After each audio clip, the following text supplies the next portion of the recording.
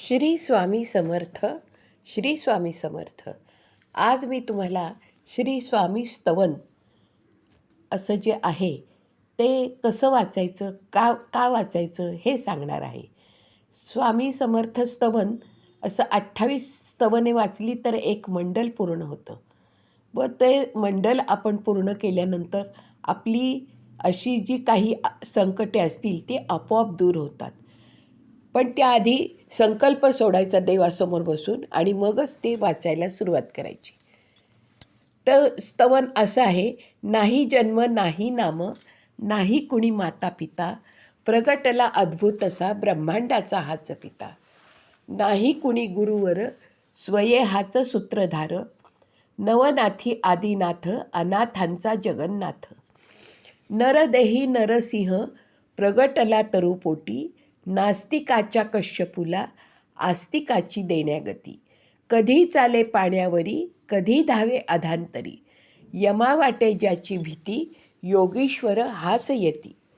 असं हे स्वामींचं स्तवन जर आपण दररोज वाचत राहिलो तर आपल्याला किती ब्रह्मांडामध्ये आपले स्वामी व्यापून उरलेले आहेत. जणू काही आपल्या सर्वस्व असं आपल्या या मानवजातीचा पिता असं ज्याला म्हणता येईल, असे हे स्वामी समर्थांचं स्तुती या स्तवनातून केलेली आहे की जे काही अनाथ आहेत त्या सगळ्यांचा जगन्नाथ जणू काही तो वर बसलेला आहे आणि तो आपले रक्षण करत आहे मानवजातीचे.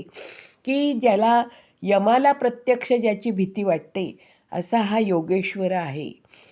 तो कधी जाई हिमाचली, कधी गिरी अरवली, कधी नर्मदेच्या काठी, कधी वसे भीमातटी, काली माता बोले संगे, बोले कन्याकुमारी, अन्नपूर्णा ज्याचे हाती, दत्तगुरु एकमुखी. भारताच्या कानोकानी गेला स्वयं चिंतामणी, सुखी व्हावे सारे जन, तेथे धावे जनार्दन. स्वामींचं वर्णन आणि स्तवन स्तुती करताना असं म्हटलं आहे की हा कधी हिमालय पर्वतावर दिसतो, तर कधी अरवली पर्वतांच्या रांगेत दिसतो, कधी पाहिलं तर नर्मदेच्या काठी विसावलेला दिसतो, कधी भीमातटी दिसतो आणि तो काली मातेबरोबरही बोलतो आणि कन्याकुमारीपर्यंतही त्याचं अस्तित्व आपल्याला दिसत असतं. असा हा एकमुखी दत्तगुरू आहे. या दत्तगुरूच्या सेवनाने स्तवन म्हणण्याने आपलं जीवन सार्थकी लागतं. हा भारताच्या पूर्ण कानोकानी पोहोचलेला स्वयं असा चिंतामणी आहे आणि ज्याचं ध्येय एकच आहे की या जगातील सर्व जन सर्व लोक सुखी व्हावे आणि तिथे तिथे हा जनार्दन म्हणून पोचत असतो. असं हा गुरुदत्त म्हणजे स्वामी समर्थ आणि स्वामी समर्थांचा अवतार म्हणजे श्री गुरुदेव दत्त असं या गुरुदेव दत्तांचं वर्णन या स्तवनात केलेलं आहे.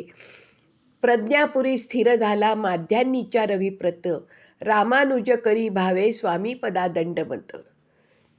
हा जो आहे हा मध्यान्नीच्या जो सूर्य तळपत असतो त्याप्रमाणे हा स्वामी समर्थांचा किंवा दत्तगुरूंचा महिमा सर्व जगात पसरलेला आहे आणि या अशा स्वामीपदाला आम्ही वंदन करतो, साष्टांग नमस्कार घालतो, दंडवत घालतो. असं हे स्तवन अतिशय 2-3 मिनटात म्हणता येण्यासारखं आहे.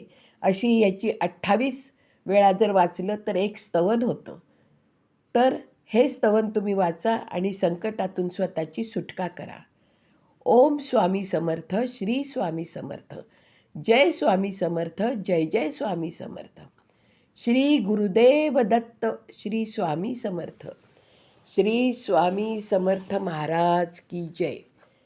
असं हे स्वामी समर्थांचं स्तवन तुम्ही दररोज 1 वेळा वाचलं तरीही तुम्हाला त्याचं पुण्य लागतं किंवा तुमचं मन स्थिर होतं, तुमच्या जीवनात आनंद प्रवेश करतो.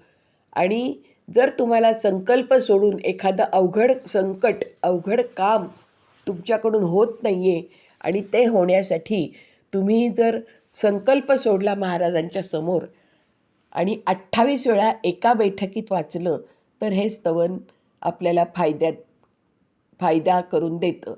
ही स्वामींची जणू काही स्तुतीच आहे श्री स्वामी समर्थ हा जप एक माळ व स्वामी चरित्र सारामृताचे रोज 3 अध्याय व हे स्तवन दररोज म्हणावे.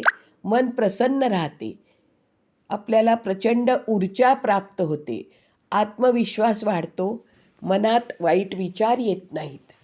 कारण स्वामी प्रत्येक पावलावर तुम्हाला योग्य दिशा दाखवतात, मार्गदर्शन करतात.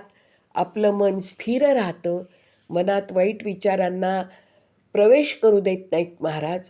आणि मनात एक अशी सुखद अशी ऊर्जा आपल्याला प्राप्त होते, समाधान प्राप्त होतं की त्या समाधानाच्या योगे आपलं जीवन सफल होतं, सुफल होतं. आणि आपल्या जीवनात कोणतेही संकट आले तरी त्यावर आपण मात करू, हा असा एक आत्मविश्वास आपल्याला महाराज या स्तवनाच्या द्वारे देतात की मी तुझ्या मागे आहे, तू कुठेही जा, मी तुझ्या मागे उभा राहीन.